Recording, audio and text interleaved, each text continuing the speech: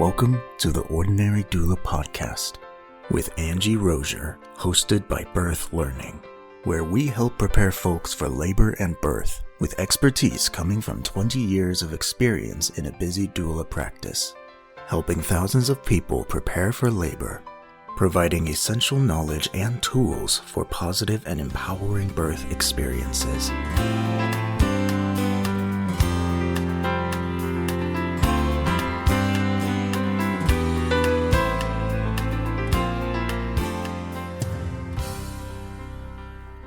Hello and welcome to the Ordinary Doula Podcast.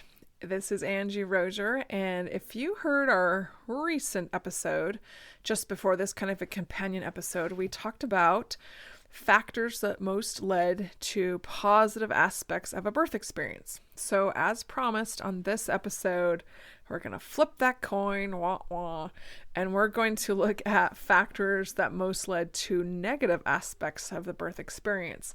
So again, this was research I did when I was getting my master's degree, and I pulled data from about 15 years worth of clients, hundreds and hundreds of clients, and kind of pulled through the data, combed through it.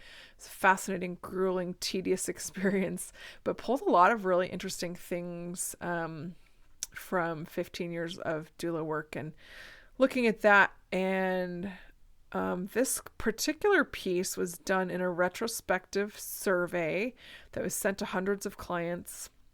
And this was people looking back, right? And answering questions about their birth experience. So some of them were looking back just a few months. Some of them were looking back up to 15 years or more. So, there's a lot of factors going on here. And I gave them some components to consider when they were thinking about what led to negative parts of their birth experience. So not that they had a negative experience, but just the parts that maybe weren't their favorite. Why was that? So the factors they got to choose from, again, same thing with the positive aspects of a birth experience, same factors: communication, partner participation, childbirth education, birthplace, midwife, doctor, nurses, doula, length of labor, meeting your goals, and initial contact with your baby. So not everyone answered this. I had a higher response rate to the positive parts, which is awesome. I was glad about that. I had about an 83% response rate to this, and much higher response rate to the positive aspects, which is cool. So the most common component, maybe you could guess, that led to any negative aspects of the birth experience was long labor. So 60% of folks said the length of labor. Well, actually, it just says length. I am assuming, and I happen to know because I was there, but long labors, when we're looking at 2, 3, 4 days, even one day, 24 hours of labor in a lot of cases can be long. Super normal, but it's long. A lot of times people aren't realistically prepared for how long labor can be. But 60% said the length of labor was the top most contributing factor to anything negative about their birth experience. Now that is outside of people's control, right? To a large extent. We can look at the nuances of are we inducing? When are we inducing? How are we inducing? Why are we inducing? Are we augmenting? There's a lot of reasons. What's the baby's position? There's a lot of reasons labor could be long, but it can be long, and that is hard. Super hard when I have someone who has certain birth goals, and then we're looking at, we're going on hour 30 of labor. That's hard. Things might shift. Preferences might change as labor draws itself out and becomes fatiguing and tiring. So other than that, the next most common thing that contributed to negative aspects of the labor was nurses. So 40% of the folks that was our next most common answer, 60% for length of labor, and then 40% was nurses. So I thought that was really interesting that we jumped from length of labor to nurses. That's what people didn't like. So whether that was how nurses treated them, and I call nurses are kind of referees. Nurses have to be referees on a labor and delivery floor. They have to meet you where you are, and they also have to meet the rules, the policies, of the place that they are, wherever they work, right? That's who they work for. That's who pays them. That's how they have a job. They have to uphold policy, and they have to be a patient advocate. And sometimes that puts them in a tough spot. Sometimes nurses aren't coming off super compassionate, kind, and caring. Sometimes, we hit them after a super long shift. They might be tainted. They've seen a lot. Maybe they haven't seen anyone very well prepared for labor. I see that a lot where nurses might not be super supportive. So interesting. I thought that was a little shout out to like, hey, nurses, let's like see what we can do to become a positive aspect, because from these people in this survey, that was after a long labor, that was the next most negative thing about their birth experience was their interaction with nurses. Following close behind, we got, that was 39%, so almost 40 was nurses. And then at 34% was doctors.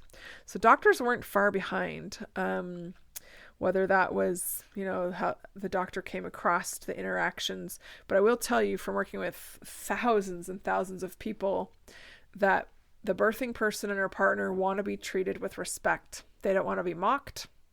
They don't want to be nothing condescending. They don't want to be chastised. They want to be respected. They want to be supported. And sometimes nurses and doctors are not the best at supporting and showing respect, kindness, and compassion. A lot of times they do work on the efficiency of the process, kind of cranking through the process, forgetting the human component. That's why doulas have a job, is because we are all about the human component. Being there for that, taking the time. We have the time to take. We can devote time to one patient, be a continuity point. We can be in the room the whole time, where nurses can't, doctors can't. They have a lot of other roles to fulfill. So that's part of it, just the way the system is set up. But please, doctors, nurses, approach with kindness, compassion, and respect. It's very important. After doctors came the birthplace at 25%. So generally, 93% of these births were taking place in hospitals. So that's probably the one I'm going to select as probably just self-select as probably the most common. This could be something about the place, the hospital, policies that were there. Sometimes people get frustrated with that, different rules. Hospitals abound with policies and rules. The next most common after that was meeting your goals. So this came in at 19%. So they felt like they didn't meet their goals. And that led to negative aspects of their birth experience. Whether they wanted to not be induced, they ended up being induced. Whether they wanted a VBAC, had a repeat C-section. Really common one is they wanted to go unmedicated. They ended up using narcotics or getting an epidural. And that's tough. Like, having your goals met, meeting your goals, your expectations, largely in childbirth, so many things, so many variables are outside of our control.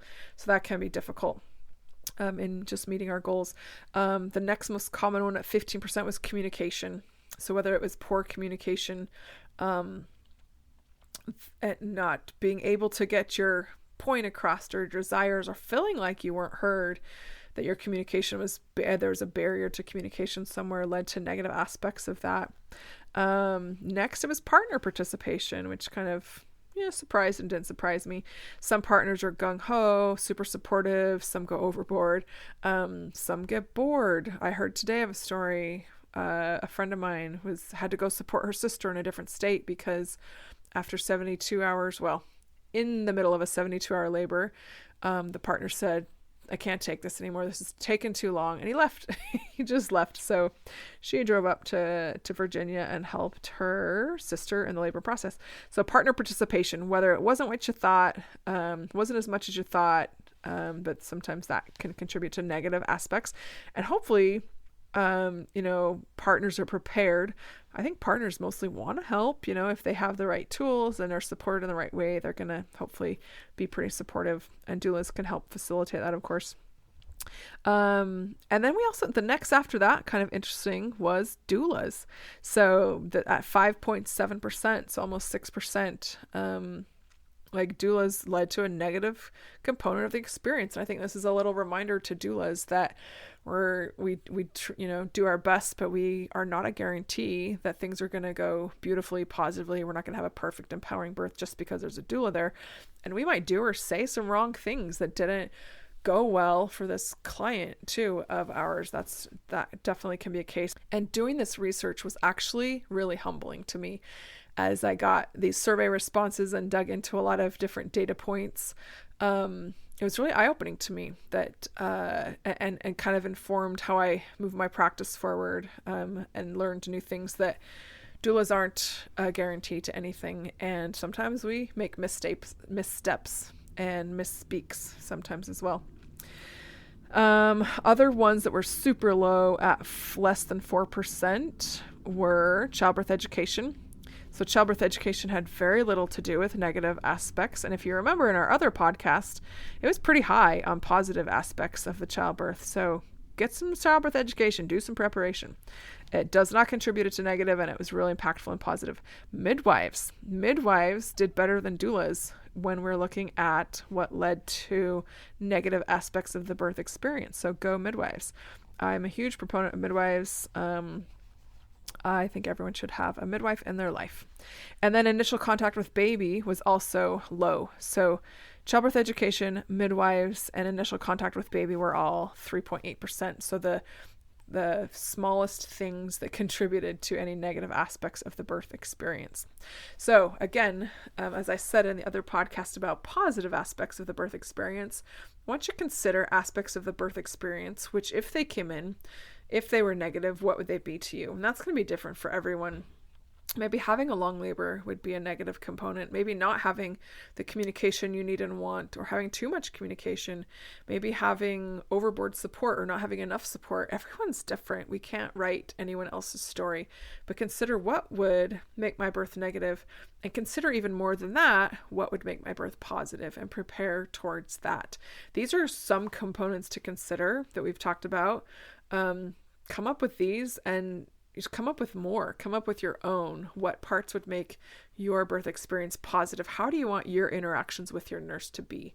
And how can you facilitate those with your nurse? You can use a birth plan to facilitate that. Create connection with your nurse. Nurses can be a very impactful tool, but as we saw here, they can also be one of the most negative parts of the birth experience. Partner participation, communication, the place you're at, the length of labor. Gosh, I wish we could hit a sweet spot for everybody on that. But people tend to really like the initial contact with their baby. That's a highlight for sure.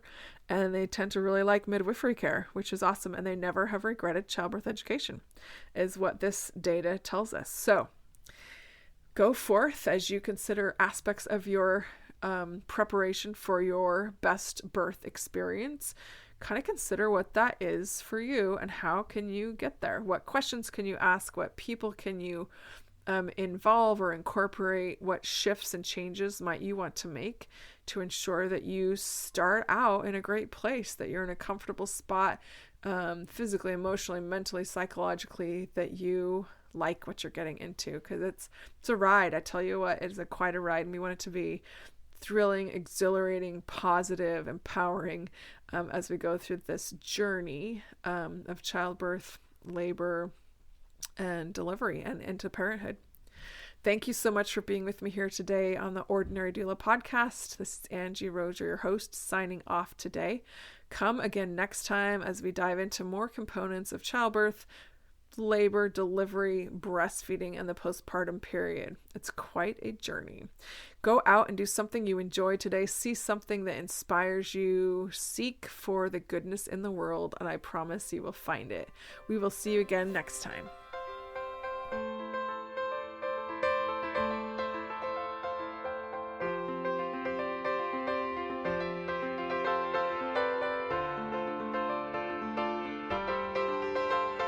Thank you for listening to the Ordinary Doula Podcast with Angie Rozier, hosted by Birth Learning. Episode credits will be in the show notes.